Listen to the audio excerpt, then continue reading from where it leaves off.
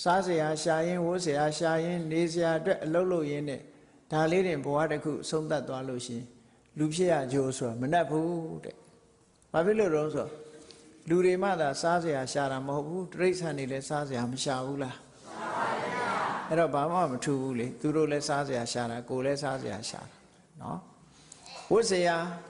တိရစ္ဆာန်တွေကြတော့ဝတ်စရာတော့မရှာဘူးပေါ့နော်။နေစရာရှာတယ်သူတို့လည်းအတိုက်တွေအမြုံတွေနေစရာရှာတယ်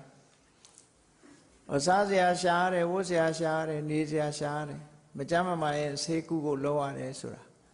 ဒီလိုဟာတွေနဲ့အချိန်ကုန်ရင်ဒါဘဝတစ်ခုဟာရိုးရအလုပ်တစ်ခုနဲ့ပဲအချိန်ကုန်သွားတယ်ထူးခြားလာတဲ့အနေအထားတစ်ခုမှမရှိဘူးတဲ့ဒါကြောင့်မို့ထူးခြားလာအောင်ကိုယ့်ရဲ့စွမ်းရည်တတ္တိတွေကို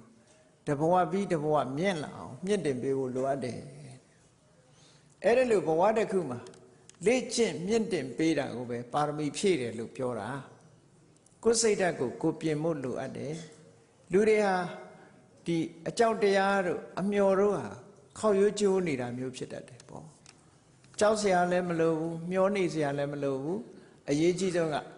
မျောလင်းချက်ထားလို့ရှိရင်အဲ့ဒီအတိုင်းဥတည်ပြီးတော့ဆန္ဒရှိရမယ်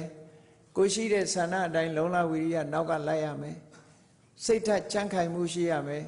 လှုပ်ပြီးဆိုတဲ့အခါမှာဆင်ញင်တုံတရားရှေ့သွားရှိပြီးတော့လုပ်ရမယ်လို့ဒီလိုဆိုလို့ရှိရင်